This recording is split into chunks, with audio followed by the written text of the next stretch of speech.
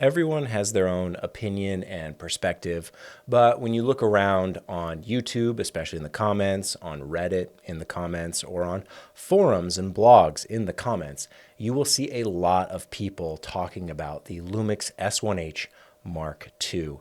And this is probably the most hyped, the most anticipated camera I can think of in the Lumix ecosystem, probably since like the GH7. But even that kind of came and went without a lot of fanfare. It was almost too late. If the GH7 had come out when the GH6 came out, it would have made a lot more waves, I think.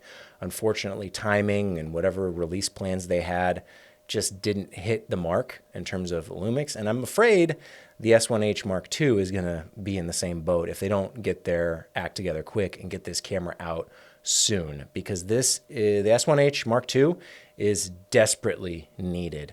When you look at the Lumix ecosystem, the clear move to full frame is obvious with the S line. So you've got the S1, the S5, and then the S5 Mark II. You've got the S9 now. There's some room there for an S3 if they want to roll that out.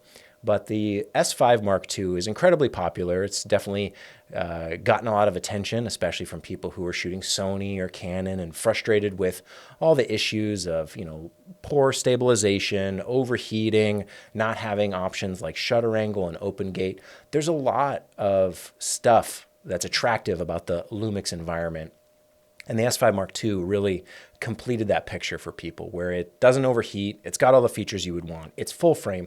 It's got the great phase detect autofocus. It really is, in a lot of ways, the perfect camera for a lot of people, photographers and videographers included. You want to make movies? You can shoot movies with the S5 Mark II. You want to take incredible portrait photos? You can do that with the S5 Mark II.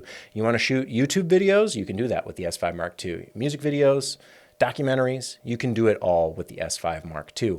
There's only a few compromises, things like the crop mode when you're shooting 4K 60, or there's some times where you have moire issues in terms of tight patterns because it doesn't have that optical low pass filter in it. But for the most part, the S5 Mark II checks almost every box, but it still is that middle of the range camera. And a lot of people want that as their B camera. They're currently using it as their A camera, maybe, and supplementing with a GH7 or a G9 Mark II or something from the Micro Four Thirds line. But there's a lot of people who would jump on an S1H Mark II if they could, and they've just been waiting years at this point. I think it's been 6 years since the original S1H. And I think this, maybe it's an echo chamber, maybe it's a self-reinforced bias, but for whatever reason, I see people talking about the S1H far more than I see them talking about the S1 or the S1R. Now, the S1R does have a few, enthusiasts, some loyal fans, but the S1H seems to be the predominant, most discussed, most hyped hybrid style camera that I can think of when I'm looking at the Lumix groups online. Again, the people who are engaged in the comments, the people who are vocalizing their opinions, it's the S1H, and then the S1H Mark II being the most popular. And I think that says something about why the S1 isn't that way. No one's really hyped for an S1 Mark II. Maybe there's a handful of you out there who would really appreciate a camera like that. But it's the video features, the cinematic quality that comes with the H designation that has people most amped. And I think that's what's always been the attractive force for Lumix. Even thinking back to the GH1, people were hyped about increasing the bit rate for video via hacking. And then the GH2, just having all those higher bit rates built in for video. Again, no one was talking about the photography capabilities. It's like a nice thing. Yeah, I can take a thumbnail, I can take pictures if I need, but it's the video features that have always been the most compelling when it comes to the GH line of cameras, as well as now the SH, even though it's the numbers are kind of flipped and screwy. You got GH 4 and 5 versus like the S1H. It's kind of annoying how there's no consistency, but regardless, we have to remember these things. So an S1H Mark II, what would that mean? What would be the price point? Why is this so desperately needed? Well, it's because it is the fulfillment of what Lumix has been about for 20 years, at least from the community standpoint. Maybe not from Panasonic, maybe not from the brand itself. Maybe they consider themselves photography first, video second. But it seems like the users, myself included, have always been video first, photography second. And so to have the ultimate full frame Lumix camera that's got all the new bells and whistles like phase detect, autofocus, which is sorely lacking, since the initial launch of the S1H 6 years ago. Phase detect, autofocus in video, incredible. And then, of course, all the additional bells and whistles. I imagine we'll move to 8K video, higher bit rates, better color, 10-bit, maybe even RAW built in. That would be huge. They've definitely embraced ProRes recording internally as well, as that being an option. Unfortunately, I don't believe there's any Lumix camera that can record RAW internally. It's all over HDMI, which again, patents and things with red, but that was acquired by Nikon. So who knows how all this is going to play out in terms of what actual features are going to be in this thing. But for me, the S1H Mark II is that ultimate A cam for the Lumix full frame system, at least right now. I think there's room to grow when you consider Panasonic used to be heavily invested in, Varicam technology and movie making and filmmaking, all that stuff, with their higher end line of cameras. And it seems like they've kind of stepped away from that a little bit. And I think that's okay. I think there's room to grow there with the Lumix brand and really doing what Sony has capitalized so well on, which is their photography cameras that shoot video as well, but then also having their FX line. The FX3, the FX30, the FX6, the FX9. There's so many great cameras at all different price points and feature sets across the Sony line, and they all have E-mount, so you can use the same lenses across all of them. You need to take pictures, you can do that with their photography cameras. You need special certain photography features, they have that, whether it's in like the A9. Are they up to the A9 Mark III now? And they might be. There's, just Sony just keeps putting out all these great, compelling products at all the different feature sets and price points. And Lumix is kind of sitting over here going like, yeah, we got the S5 Mark II, and you can buy an S9 if you want it to be more compact. But there's really nothing beyond that. There's nothing premium, even more reliable, like the camera that can take the beating out in the field, that can deliver those exceptional video features that Lumix has always been known for. And potentially, and this is where I think it really, really matters the most, to get the built-in electronic ND. Like, that needs to happen. I don't know why it's taken this long. I know people will say, there's limitations in engineering and the mount can't fit it and all this stuff. You have to get that electronic ND in there. That would be game-changing for the hybrid shooter, having built-in ND control from clear all the way up to go up to ND 64. Sure, why not? Let's get that in the camera, and now you have something at maybe like a $4,000 price point, slightly under, maybe $393, $39.99, something like that, $3,995, something like that. Now you're competing with the flagship offerings from Sony and Canon in this hybrid space, but you have a camera that actually delivers on all those video features without compromise, not overheating. It's giving you shutter angle, open gate, like the actual filmmaking tools needed to shoot great content, both video and photo. And you have additional features built right in that no one else is offering aside from Sony. Sony has it on a few of their more cinema line cameras, but those are so far out of reach in terms of price. The gap is too wide.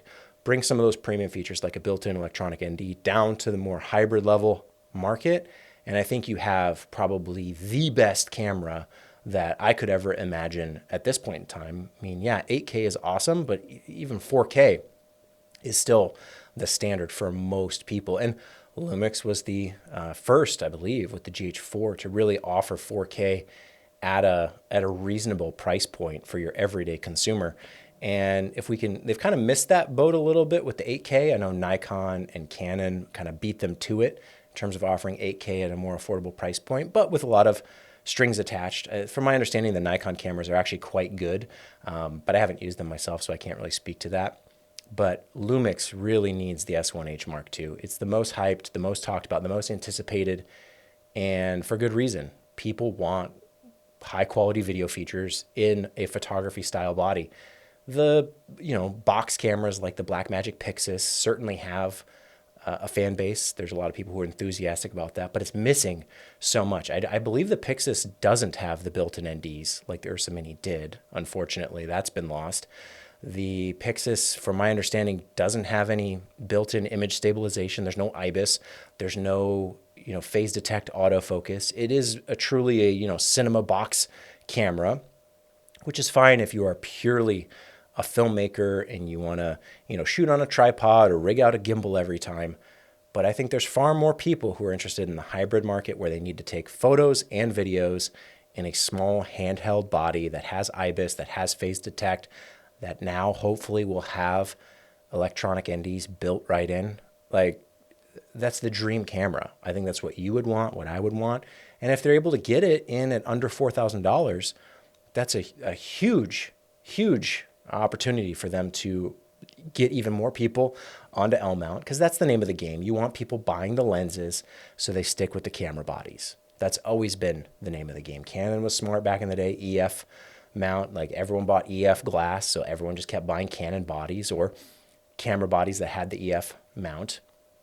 Sony has made a lot of waves with the E mount, getting people on board with those lenses, and so people keep buying the Sony cameras because they're invested in the lenses. There's a lot of options out there, and once you stick with something, you're going to kind of keep with it. It takes a lot to break someone away from their current, camera body. And if Lumix wants that attention and they want those users, they need a more compelling, feature-rich product, something like an S1H Mark II. And it can't come out, in 2 years. We waited so long for the GH7. And by the time it finally came out, everyone was like, great, I've moved on. Like, I'm not shooting micro four thirds anymore. Or like, I'm good enough. I'm the GH5, the GH6 are still good enough. Or maybe they went with the G9 Mark II. The GH7 should have been a lot more popular than it was in terms of discussion and hype and people talking about it. I have one. I'm sure plenty of you might already have a GH7, but there's also a lot of people who just don't feel like they need it at this point in time. Where if that had come earlier, I think it would have sold more.